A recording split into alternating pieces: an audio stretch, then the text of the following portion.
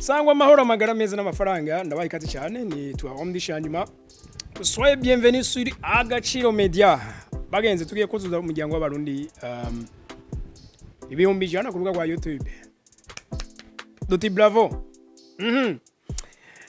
Voilà, bagenzi uno munsi jike ngiye kubabwira ntabwo kiryoshe nta nubwo cyanyoheye. Ariko kandi nibaza ko wese kitomuryohera.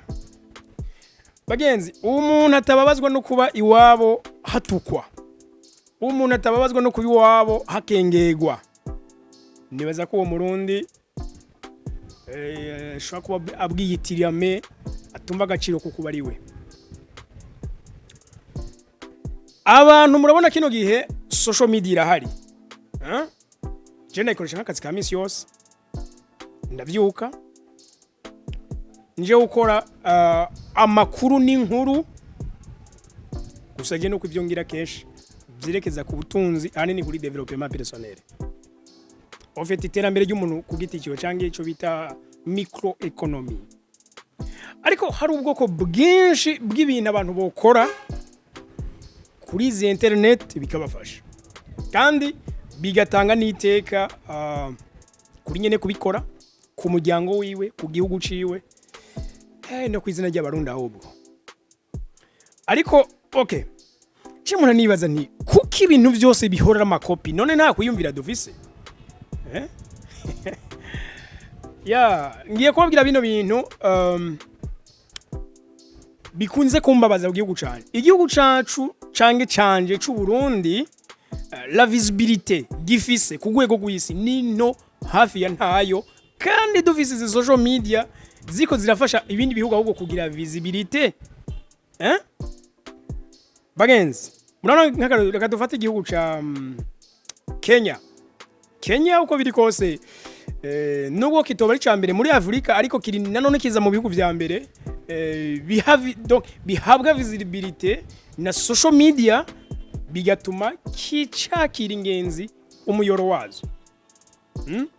Ageze naho Ruto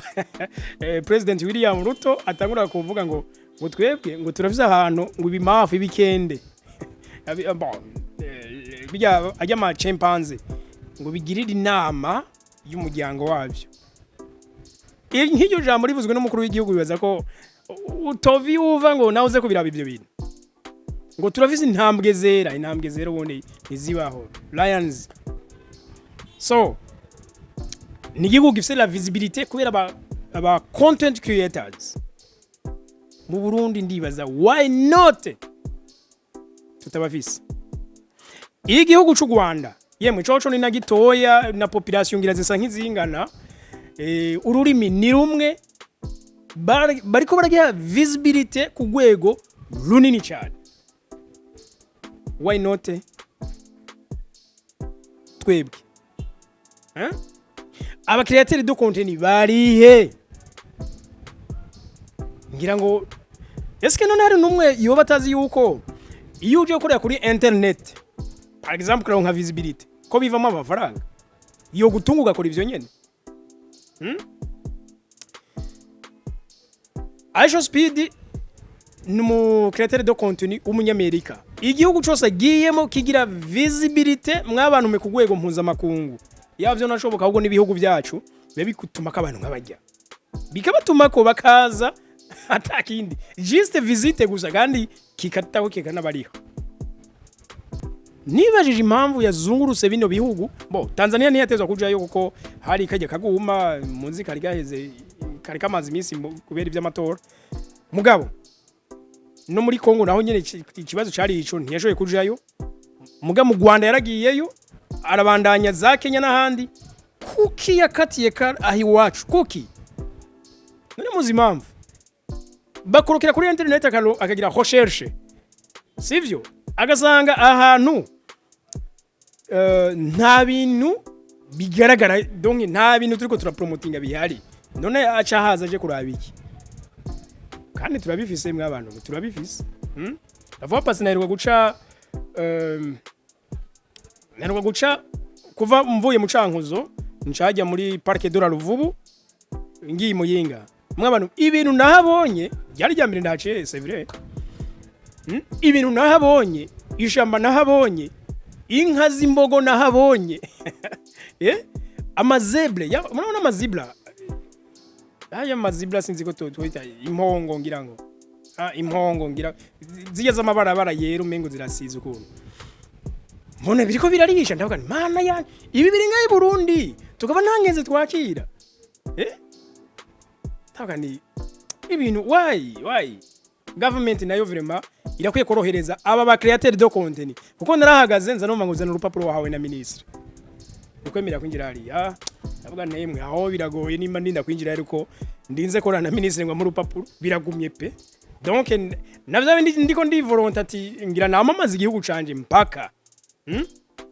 umva bicibisha bimbere inzitizi kandi hari wacu nyene ubona bwiza kubikora raba hari Palestinien Israelite umunya-Israeli mu Palestine bamwita Nazdeiri mu murabe ku mbuga ziwakurikirwa n'amamiliyo murazi igihugu agiyemo mwabantu mwe visibility kironka ni visibility ya danger muri hano muri Afrika ramaze kuza washaka atari haki wewe ahantu misi yose agendera nanu hari kintu cimboneka rimwe cyangwa kigitangaza cabaye dufate nkuno munsi namye ndaba yagiye ahantu muri karere ka Israel hahandi biti Galilaya kubasoma Bibiliya hano Jezi yagendesheje amaguru ku mazi hejuru kiyaga carakamye burundu mugabo y'abanya Israel baribaza ati donc nta kintu na kimwe kidashoboka dutegerezwa gukura amazi yari hose mu mahose ya nimba zotwara ibirometero amajana cyangwa ibihumbi mbwa hano mpaka tuhagaruka n'amazi none murazo no munsi ico kiyaga cigarira ya visibility gifise na Nazdeiri yagiye kuhakora iyo video murazi ahantu hari biyaga bishasha bigenda bivuka ubushize nari ngaho mu Cibitoke beshi twita ngo ca Rugombo kuri kiyaga dogodogo kiyaga kivutse jo bundi none ivyo si bimwe mu bitangaza umuntu hajya haracyariyeho abantu bakubwira ati iki kiyaga cimburutse gutya na gutya na gutya bazanga nteka kugira inkuru yumvise ahubwo kugira inkuru yabonye naco ni kimwe mu bitangaza so ariko tutavuze ivyo Nazdeiri aharuguru mu Rwanda yaraje je ndibaza why atashika mu Burundi uburundi ntiturabo brandinga ntiturabo brandinga kandi kazi na murundi wese ibi nitwovuga ngo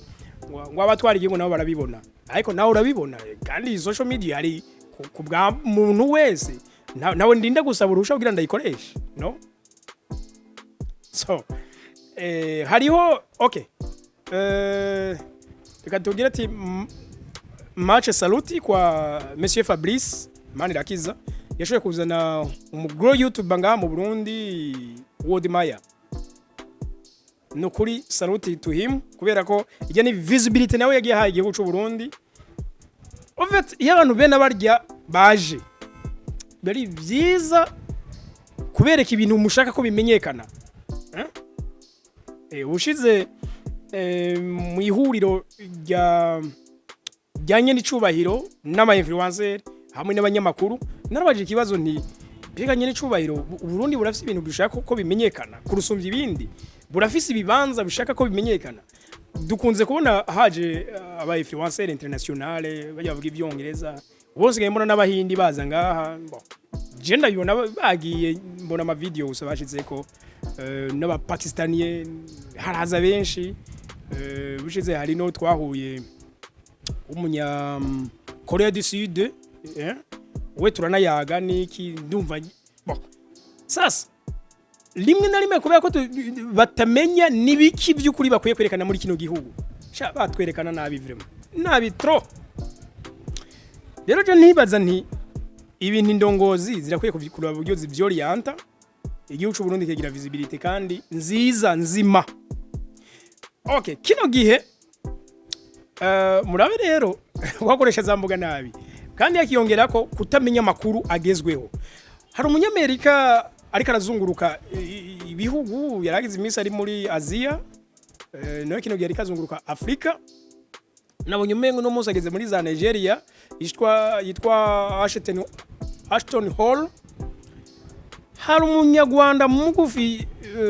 bo yatazigiye kwitaze ni Ashton Hall Small kubera ni baje abantu bagufi cyane beshi mu kirundi bakunze kwita ngo nibikuri yitwa Kagarara geregeregeje aramu inviting aramutumira ati ngwino ndaguchallenging kubijanye na sport kandi ntabwo nsinda ahubwo cyavuga ati umuntu rero invitinze ahubwo reka nayo ndamu inviting duhurire muri Ghana ebana nzokumenya byose ndagutembereza l'Afrique n'umuntu wewe no munyamafaranga igihugu agiye mu kigira visibility bon nukuri nimba haba abantu batahura ico la visibility maze abantu nka bene abo no kumva inviting biba bikwiye gukogwa ariko okay kubera ko uwo munyarwanda Kagarara yeshoye ku inviting ubu bientara arashika no mu Rwanda nibaza none eske nta barundi bakora sport hariho nabonye bamwitande Gapande akeza nete baramushize ko ku munsi w'ejo bo biragoye bagenzi Kapande sukumuca intege mbwe kinagize ari a retard it's too late aje nkuko Kagarara yaje okay iyo apfumaza mu yindi way cyangwa akaza uwundi muntu mu yindi way naco mengo ivyo ikaragira nivyo Kagarara yagize kandi Kagarara n'uwo munyamerika Ashton Hall bari kumwe so uzasanga bigoye cyane yuko uwo munyamerika yoza kubera uyu Kapande biragoye gose autre chose murana izi content twe tuzikora mu rurimi rw'ikirundi kandi bigashikira bavuga ikirundi bagenzi mu gihugu cy'u Burundi turafite abantu benshi basobanukiwe indimi français anglais espagnol aussi nabonye ari abakivuga